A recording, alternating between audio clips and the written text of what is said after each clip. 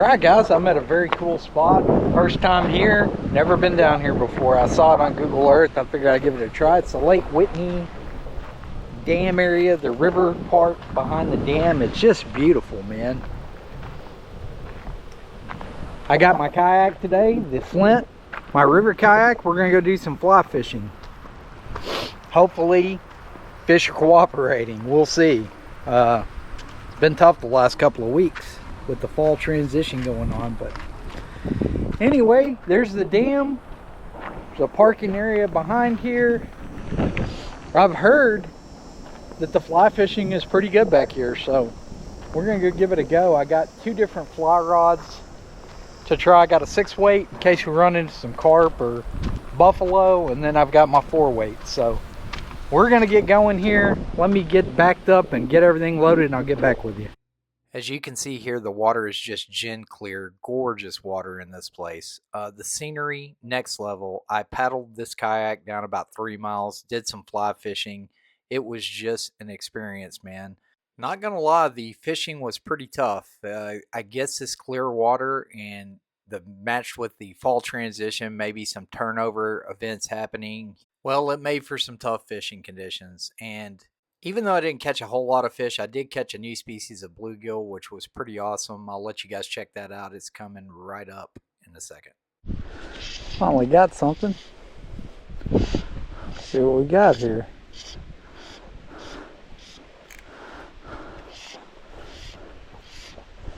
That is a bluegill of some sort. I love it.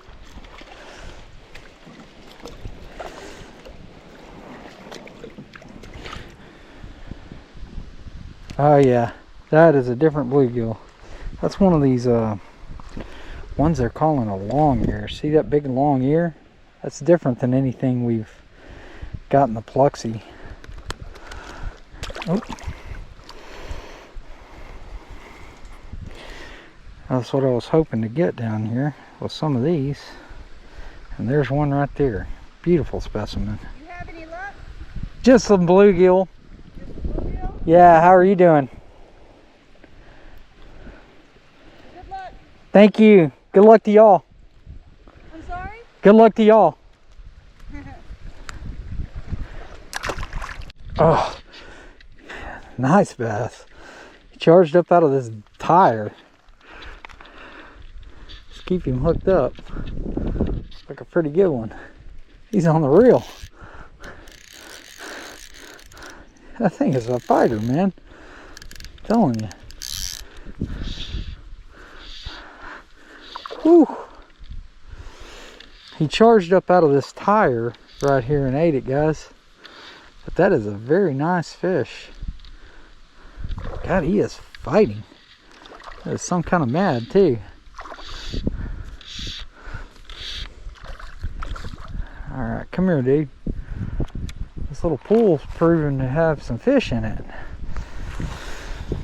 God, he is a fat fish. Look at that thing, guys. It's just a fat chunk. So neat. Oh, I always love smelling their breath. That was cool. Get back in there, dude. There he goes. Right back down to his tire, I think. Let's chunk at that tire again. I don't know where he came from. He just came out and zapped it. It was great seeing some new country, some stuff that I hadn't done before, and great area, man. Just beautiful back in here with the fall colors just starting to break. But anyway, if you guys stick around, I've got some bigger bass coming out of a local area where the tank was actually in the midst of turning over, and we still managed some good fish. So that's coming up right at the end of this here, because I didn't have a whole lot of fish to show you from this trip. But the scenery was next level. I will definitely try it again. All right, guys, it's the end of summer. Definitely coming into early fall now. Mid-October. It's hot today. A little bit of wind. Coming out of the full moon now, probably less than a quarter. Coming back in to the new moon. So we're gonna do a little fly fishing at the end of the year. I'm gonna get as much of it in as I can because like during the winter it's not very good, and I'm jonesing, man. I'm ready to go fly fishing. So we're gonna hit this tank right here. We might try some top water, we might try some Game Changers, who knows, man. I'll never know until I get in there and see what's going on. But it's a little windy for top water, but I really wanted to try a crease fly today. Maybe we'll try a crease fly first. If we don't get hit on that, we'll switch to a Game Changer or something else. Gonna use my Echo 8-foot boost 4-weight today, and the reel that comes with it here. This is quickly becoming my favorite bass setup, although it is tough to keep them out of the weeds if they decide to get in there, but we're gonna do what we can. It's so much fun when you finally get a big one on it. All right, guys, this here is what we call a crease fly. I love this thing for topwater. It imitates a bait fish. You can see it's in the color of a bluegill type pattern. It's really a big fly to be throwing on this fly rod, but I don't think we'll have to cast far because I'm going to get off in there amongst them in this muck and stuff. Water is stained and discolored, which I'm very surprised in the fall like this. Usually it clears up, but we're going to see just how close winter is. I'm going to get in this water. I don't have any waders on. I've just got wet wading boots, and that's it. And I will tell you shortly. Oh yeah, it's definitely got colder from last time. So we're going to take a couple of casts right here with this old crease fly. One of my all-time favorites. It's one of my favorite top waters to use because you can work it slow, fast, it doesn't matter. So you just pop it like that. Pop, pop. Oh, there we go. Well, so much for the wind messing it up. That was cool. We had a hit right off the bat. I wasn't ready for it. As I wanted to bite this today, it's just not happening. I had one good strike, the very first throw I threw out, and I fished with it for about 30 minutes, and not even a swirl. As a matter of fact, I reeled it across a big fish's face and actually scared him. So we're gonna go with something smaller, a little more subtle. See if we can't pick one of these up. Alrighty folks, you've seen me use this fly with super success just about everywhere. It's a Game Changer, and this one is a bluegill color. I think it'll do good in the stained water right here. It's a little brighter. It's got some chartreuse on the bottom. All I needed to see was that one big fish turn his nose up at that crease fly to know it's time to change. We ain't after little ones, we want the biggest ones in here. Do a little loop knot. When you're throwing flies like this, you need to really make sure your knot is cinched down, because they're going to put a lot of pressure on it when they hit it. I check it 2 or 3 different ways, but I like that loop knot because the tag end points down, keeps it out of the moss, keeps the moss from gathering up on it. This is 12-pound fluoro, which is plenty big for bass. What you got to worry about in tanks like this and lakes like this is that secondary moss line that they're going to charge down in, and using a 4-weight, sometimes it's tough keeping them out of there. But just keep constant tension on them, and don't horse them, but know when you got to get him out of the weeds, that's when you're going to have to horse him. So probably be better off with a 5 or 6 weight here, but I am enjoying this little green rod right here. This thing is fun. It's an 8-weight. Excuse me. It is a 4-weight, but it's 8 foot long, so you can get some tight spots with it. That's what I enjoy about it. We're going to work our way around though and see what we can come up with. We'll leave the truck right here. We'll give it some water. I don't know. Moon's right there. You can see it. Saw some fish on that other bank, and I kind of wonder if they're not stacked up on that other bank right there.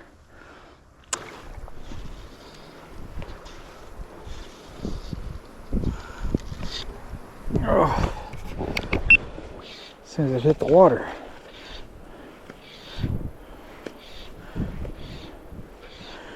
There we go.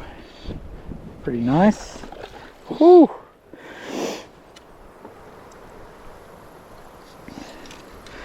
Sometimes you just gotta go with what they want, guys.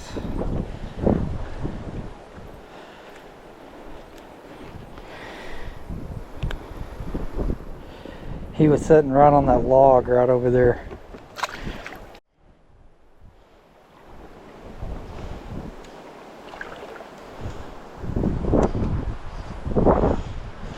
Oh, slugged it.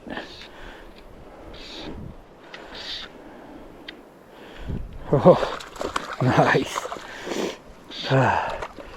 Sitting on that same log, a little better one. All right. A lot of times, guys. Oh, that's a nice fish. A lot of times you just got to make the switch, man. It's not about what you want, it's about what they're eating. So, man, that's a good one. We're rolling. Very nice. There he goes. All right, let's see if there's another one. A lot of times, this time of year, there'll be more than one. They hunt together.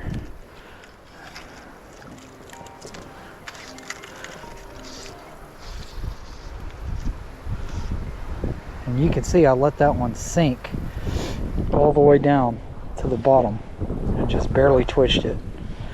Which I guarantee if I'd have had this fly when I saw that fish over there, he'd have ate it. It's just what they want that day, that particular time. But we're getting as close as we can to that structure right there, because that's where they seem to be sitting. There we go. Oh, another nice fish. Oh. Oh, that was fun. That was it right there. God, that's a good one. Stay out of there. Stay out of there. Oh, man.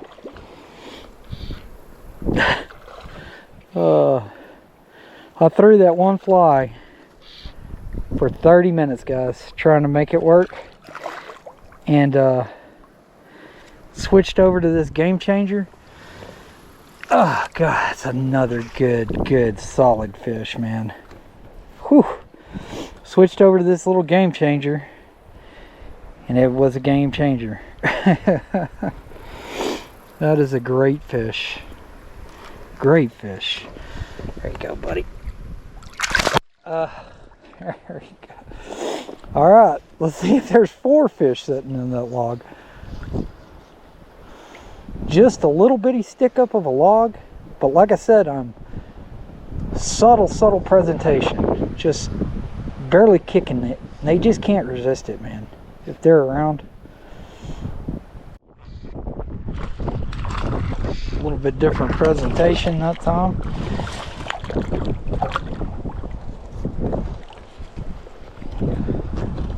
Not as good a fish, but still fun. Alright, so what I did on the presentation that time, cast it under this cover because everything seems to be holding pretty tight to cover. Let it sink, and then just every once in a while give it a pop, and then like that. So that wiggle of the fly rod tip right there, it just makes that thing wiggle just a little bit. Every once in a while give it a pop, mix it up.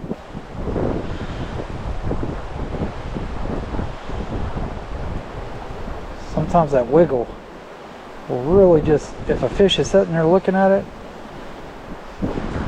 it'll make him commit.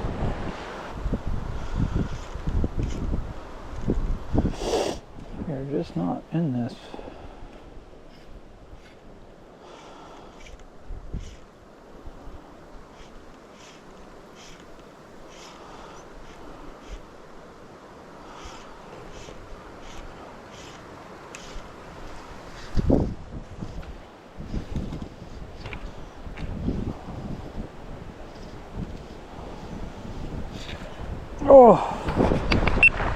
Oh, big bass. God, He freaking slugged it as soon as it hit the water. See if we can get him up here. God, that's a nice one. Oh, okay, okay. Where'd he get in? He got in something. Alright, let's, God dang it. What did he get in? Oh, he's out. He's out. Oh, that's a big one. Oh, get in here with him. Whew. He slugged it as soon as it hit the water, man. That was cool. It's turning out to be a pretty good day of bass fishing here. Is he gonna jump? Oh, hang on, dude. Oh, man. Hog. It's kind of skinny, but man, that's a big fish. You could almost put your fist down in his mouth.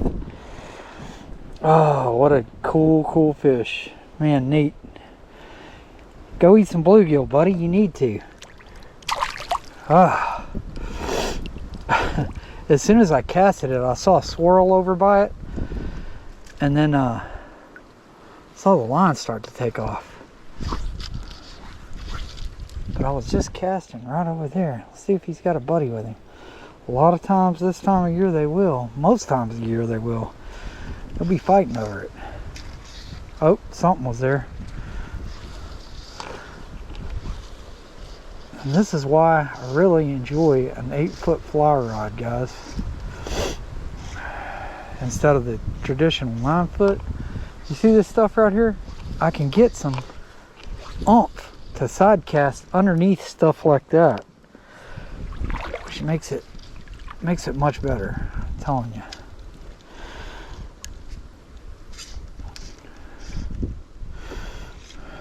All right, I was just about to give up on this spot.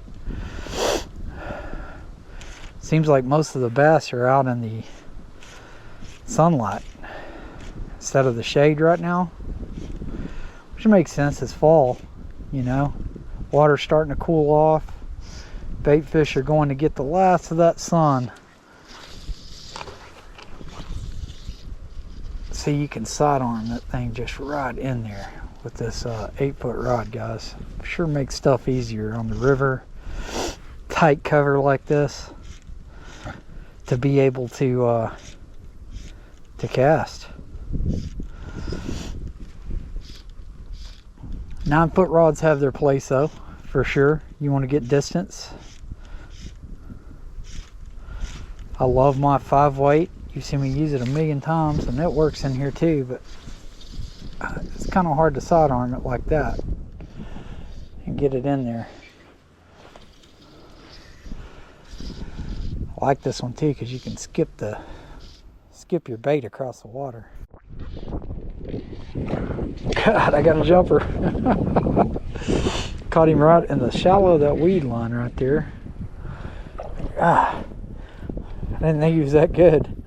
He's pretty decent though. And he's putting on a show. Strong fish, man. Whew.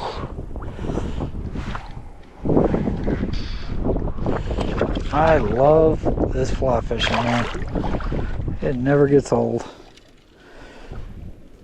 Oh, man. Chunker.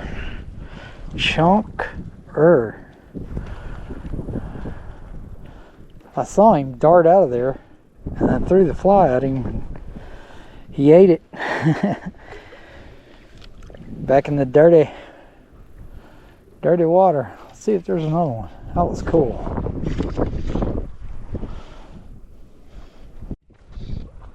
Oh.